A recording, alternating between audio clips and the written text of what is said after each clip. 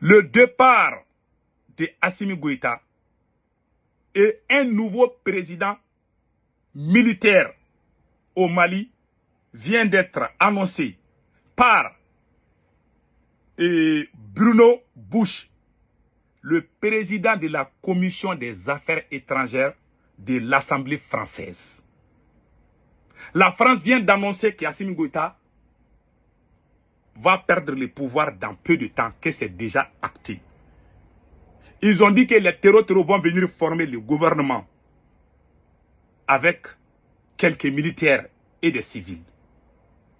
Et le poste de Premier ministre sera donné aux combattants de la libération de l'Azawad. Le poste de Premier ministre est réservé pour eux. Mais ils n'ont pas dit ça. Moi, je suis au courant de leur plan. Donc, voilà le plan de la France. Ils viennent de dévoiler ça. Je vous laisse écouter. Ils ont dit que quand les terreaux vont rentrer à Bamako, avec quelques militaires, ils vont libérer les prisonniers politiques. Les gens qu'Assimi Goïta a mis en prison là, que les terreaux vont déposer les armes, que le Mali ne sera plus dans ces situations, que les terreaux là, et aussi on va leur donner quelques endroits où ils vont, et aussi avec leurs combattants. Donc il y aura un système fédéralisme au Mali. Je vous laisse d'abord écouter pour bien comprendre. Écoutons cela. Bruno Fuchs, bonjour. Bonjour. Alors le Mali, le 25 avril dernier, le Mali a été frappé par une offensive conjointe des djihadistes et des rebelles Touaregs. Et la semaine dernière, à Nairobi, Emmanuel Macron a eu cette phrase: le départ des militaires français n'est sans doute pas la meilleure décision que les putschistes ont prise pour leur pays. C'est-à-dire que la France se réjouit de l'échec militaire des Russes au Nord Mali.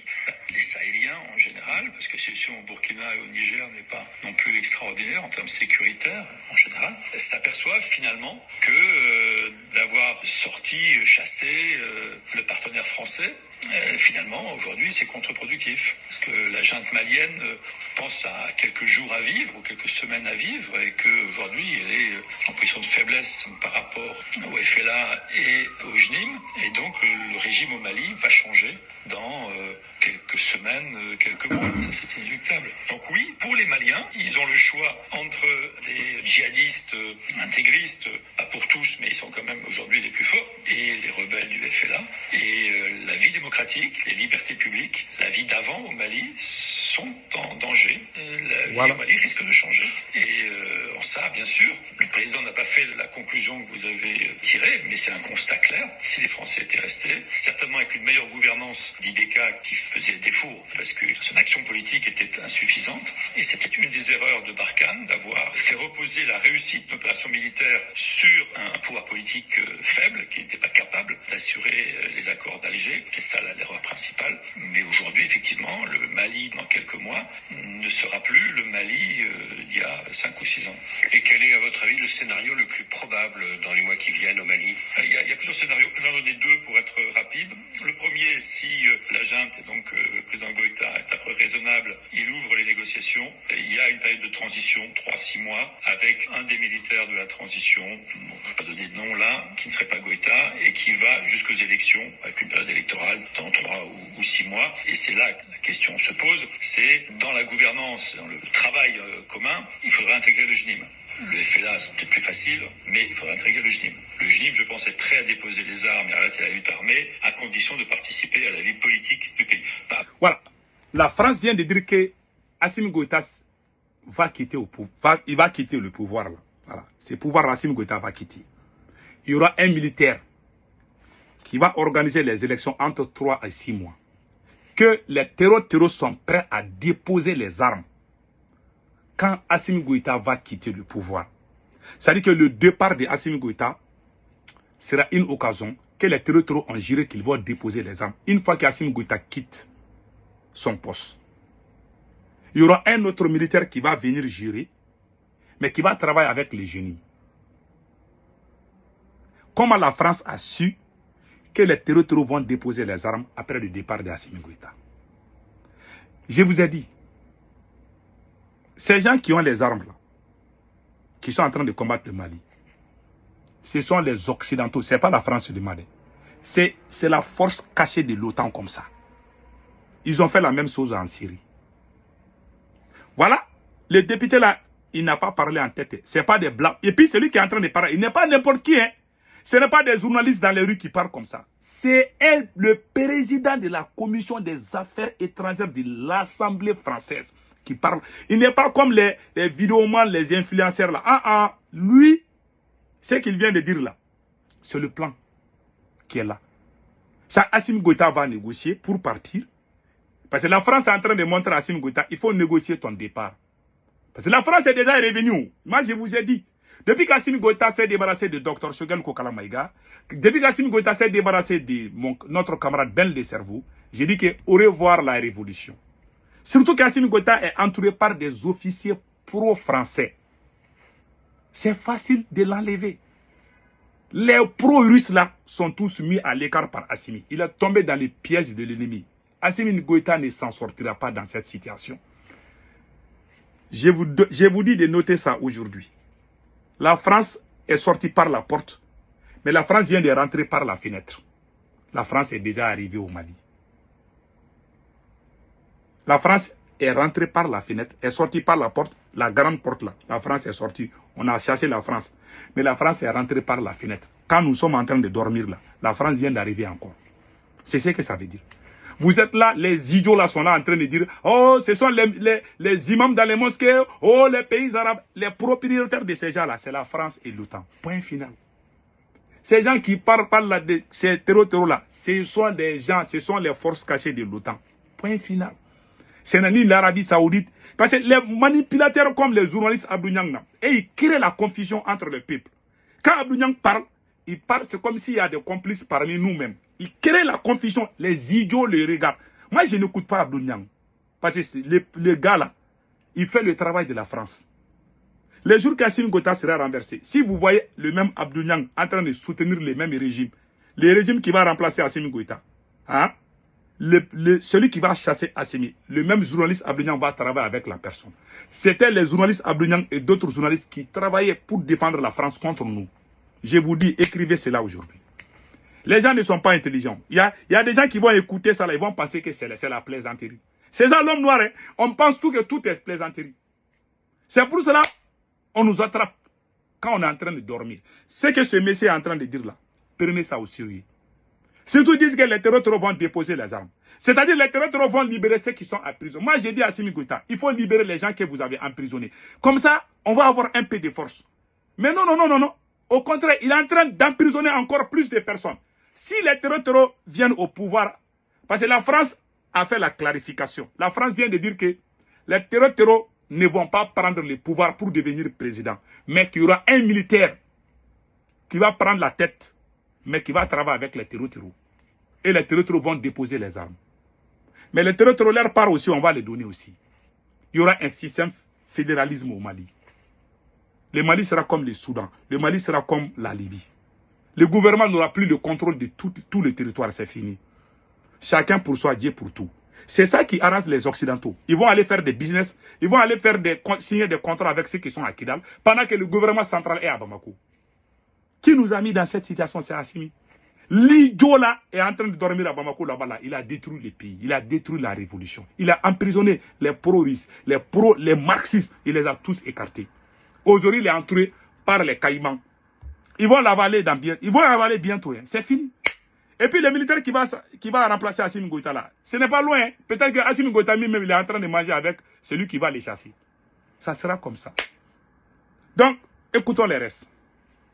Prendre le contrôle du Mali, mais à participer à la vie politique. Et alors, la question qui va se poser, c'est nous, Européens ou Français, qu'est-ce qu'on fait? Est-ce qu'on supporte cette transition dans laquelle le JNIM a un rôle politique ou on ne la supporte pas? Je n'ai pas la réponse, mais c'est un vrai problème de conscience, un problème politique. Et deuxième scénario, c'est que la junte veut résister, absolument, ne discute pas. Et à un moment ou à un autre, ils sont en position de faiblesse. Les Russes en train de négocier leur départ, etc.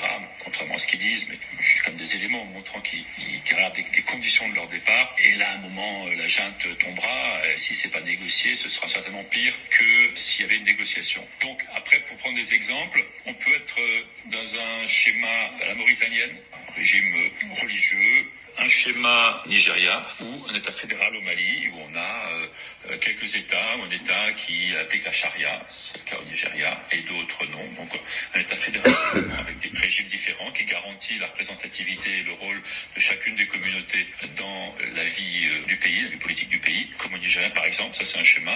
Et après, le schéma ultime qui est celui de l'Afghanistan, je ne souhaite pas qu'on puisse avoir un Afghanistan en plein cœur du Sahel. Parce qu'après, ça aura des conséquences sur toute la zone. Après, vous avez les pays du Sahel, mais vous avez la Guinée, vous avez le Sénégal, vous avez la Côte d'Ivoire, vous avez le Bénin. Enfin, après, le Togo, ça devient compliqué. Vous avez des éléments qui vous indiquent que les Russes sont sur le départ à Bamako? Ils négocient ou ils ne le sont pas? Enfin, en tout cas, ils ont replié leur position et il y a des négociations actuellement. Alors après, tout dépend du GNIM, tout dépend de la junte, lequel ils seraient prêts à rentrer, moyennant quand même un certain nombre de garanties sur les actifs qu'ils exploitent aujourd'hui au Mali, les mines d'or par exemple, dans lesquelles ils n'ont pas très envie de se sentir spoliés, même si leur légitimité à l'exploiter, à mon avis, est assez discutable. Donc vous avez tous entendu? Les Russes aussi sont en train de négocier.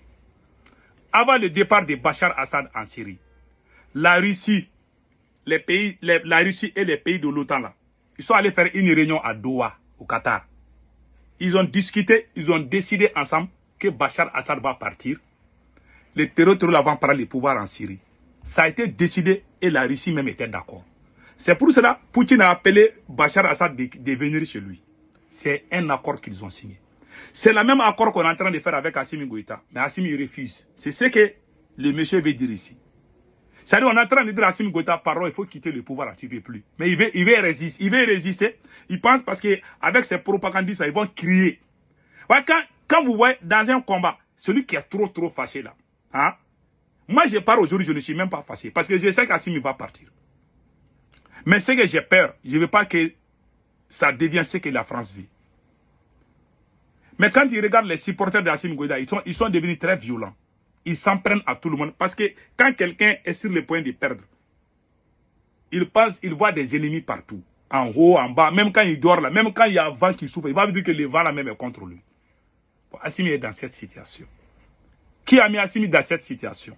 C'est Assimi lui-même. Le peuple malien n'a pas trahi Assimi.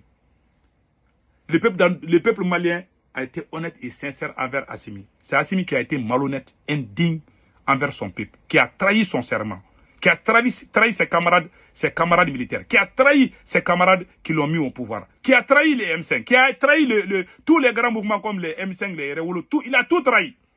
Comment lui il va résister? Maintenant, il est avec les Caïmans. Assimi Goïta est entouré par les Caïmans. Leur bouche quand Assimi Goïta tourne, il voit les Caïmans ont déjà ouvert leur bouche comme ça. Ils vont l'avaler bientôt. La France a déjà fini son plan. La France vient de le dire. Le plan, c'est quoi?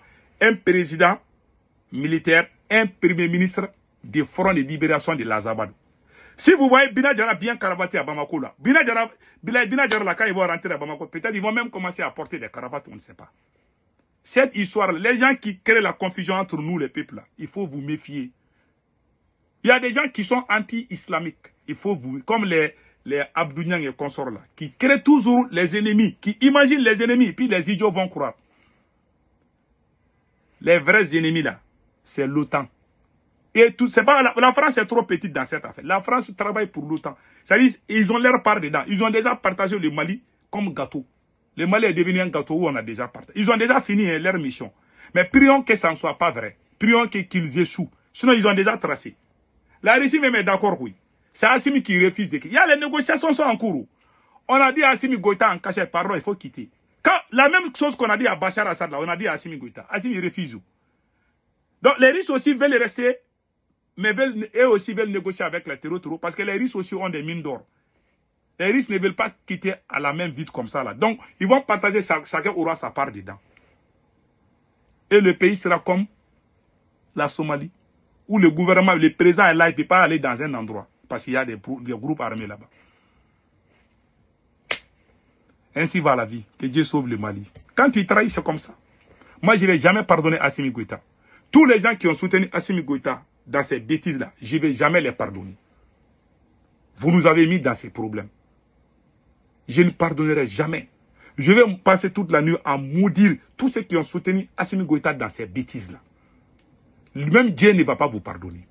Vous êtes des traîtres, des ennemis de la nation. Je vais arrêter la vidéo là.